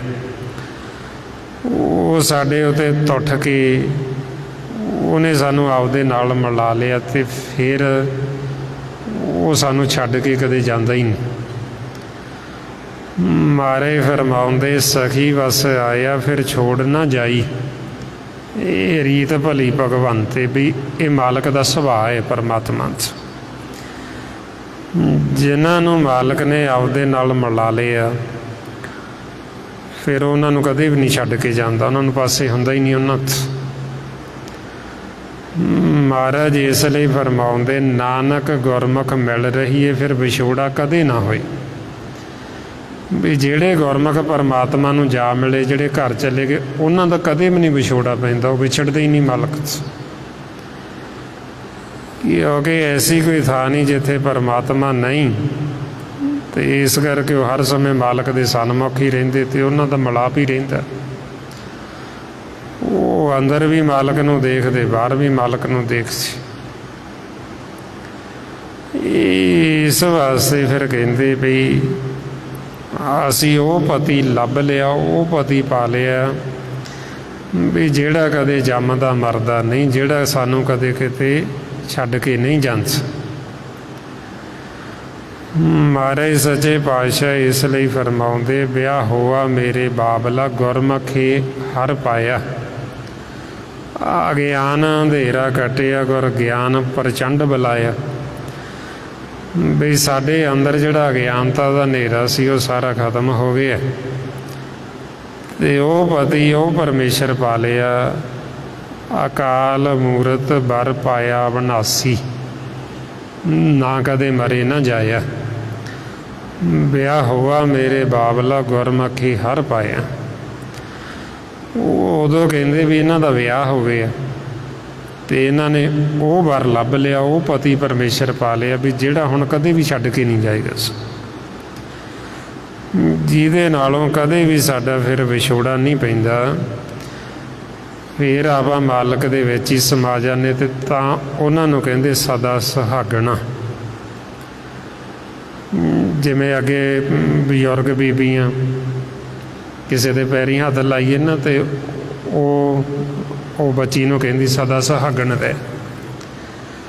ਸਦਾ ਸੁਹਾਗਣ ਆਹ ਨਹੀਂ ਹੁੰਦਾ ਵੀ ਸੰਸਾਰ ਦਾ ਵੀ ਅਸੀਂ ਵਿਆਹੇ ਹੋਏ ਹਾਂ ਵੀ ਅਸੀਂ ਸਦਾ ਸੁਹਾਗਣਾ ਰਵਾਂਗੇ। ਔਰ ਇਹ ਸੰਸਾਰ ਤਾਂ ਹੈ ਹੀ ਨਾਸਵਾਨ, ਕੀ ਪਤਾ ਕਿਹਨੇ ਕਦੋਂ ਚਲਾ ਜਾਣਾ, ਸਮਾਂ ਕਦੋਂ ਕਿਹਦਾ ਖਤਮ ਹੋ ਜਾਣਾ।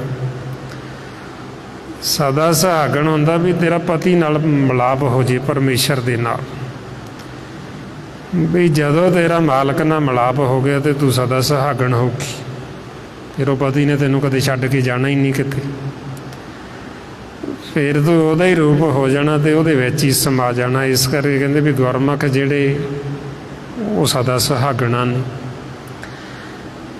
ਜਿਹੜਾ ਮਨਮੁਖ ਉਹਨੂੰ ਦਹਾਗਣ ਕਹਿ ਦਿੱਤਾ, ਉਹਨੂੰ ਛੁੱਟੜ ਕਹਿ ਦਿੱਤਾ ਵੀ ਇਹ ਪਤੀ ਵਾਲੀ ਨਹੀਂ, ਇਹ ਪਤੀ ਨੇ ਇਹਨੂੰ ਛੱਡਿਆ ਹੋਇਆ, ਕਿਉਂਕਿ ਇਹਦਾ ਆਪਦੇ ਪਤੀ ਨਾਲ ਮਿਲਾਪ ਹੀ ਨਹੀਂ, ਇਹਨੂੰ ਆਪਦੇ ਪਤੀ ਦੀ ਕੋਈ ਖਬਰ ਹੀ ਨਹੀਂ, ਕੋਈ ਆਪਦੇ ਪਤੀ ਦੀ ਸਾਰ ਹੀ ਨਹੀਂ।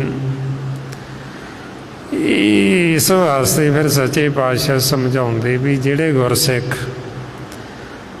ਫਿਰ ਇੱਧਰ ਆਉਂਦੇ ਉਹ ਵਣਜ ਕਰਨ ਵਾਸਤੇ ਵਪਾਰ ਨਾਮ ਦਾ, ਫਿਰ ਉਹ ਇਹ ਗੁਫਾ ਦੇ ਵਿੱਚ ਪ੍ਰਵੇਸ਼ ਹੋ ਕੇ ਭਵਸਾਗਰ ਨੂੰ ਪਾਰ ਲੰਘ ਕੇ ਫਿਰ ਉਹ ਆਪਣੇ ਘਰ ਚਲੇ ਜਾਂਦੇ। ਫਿਰ ਉੱਥੋਂ ਜਾ ਕੇ ਉਹ ਨਾਮ ਦੀ ਜਿਹੜੀ ਪ੍ਰਾਪਤੀ ਕਰ ਲੈਂਦੇ ਅਤੇ ਉਹਨੂੰ ਫਿਰ ਕਹਿੰਦੇ ਵੀ ਇਹ ਜਿਹੜੇ ਵਪਾਰੀ ਨੇ ਇਹ ਰਤਨਾਂ ਦੇ, ਇਹ ਨਾਮ ਦੇ ਵਪਾਰੀ ਨੇ, ਇਹ ਪੱਕੇ ਵਪਾਰੀ ਨੇ। ਜਿਹੜੇ ਫਿਰ ਤ੍ਰੈ ਗੁਣਾਂ ਦੇ ਵਿੱਚ ਹੀ ਵਿਚਰਦੇ ਰਹੇ ਮਾਇਆ ਦੇ ਵਿੱਚ, ਉਹਨਾਂ ਨੂੰ ਕਹਿੰਦੇ ਕੱਚੇ ਵਪਾਰੀ। ਇੱਕ ਰਤਨ ਪਦਾਰਥ ਵਣਜਦੇ, ਇੱਕ ਕੱਚੇ ਦੇ ਵਪਾਰ। ਵੀ ਬਹੁਤੇ ਜੀਵ ਸੰਸਾਰ 'ਚ ਕੱਚੇ ਦੇ ਵਪਾਰੀ ਨੇ, ਵੀ ਉਹ ਸੌਦਾ ਖਰੀਦਦੇ ਜਿਹੜਾ ਕਿ ਨਾਸਵਾਨ ਹੈ, ਜਿਹੜਾ ਕਿ ਨਾਲ ਨਹੀਂ ਜਾਣਾ। ਜਿਹੜੇ ਗੁਰਮੁਖ ਉਹ ਫਿਰ ਨਾਮ ਦਾ ਵਪਾਰ ਕਰਦੇ, ਰਤਨਾਂ ਦਾ ਵਪਾਰ ਕਰਦੇ। ਔਰ ਇਸ ਵਾਸਤੇ ਫਿਰ ਆਪਾਂ ਨੂੰ ਸਮਝਾਉਂਦੇ ਵੀ ਜਿਸ ਮਕਸਦ ਵਾਸਤੇ ਅਸੀਂ ਇੱਥੇ ਆਏ ਹਾਂ, ਵੀ ਉਹ ਮਕਸਦ ਨੂੰ ਪੂਰਾ ਕਰਨ ਵਾਸਤੇ ਫਿਰ ਤੁਸੀਂ ਸਿਮਰਨ ਅਭਿਆਸ ਕਰੋ। ਇਹੋ ਸਾਡੇ ਮਨ ਦਾ ਅਸਲ ਕਾਰਜ ਹੈ। ਰਾਮ ਸਿਮਰ, ਰਾਮ ਸਿਮਰ, ਇਹ ਤੇਰੇ ਕਾਜ ਹੈ।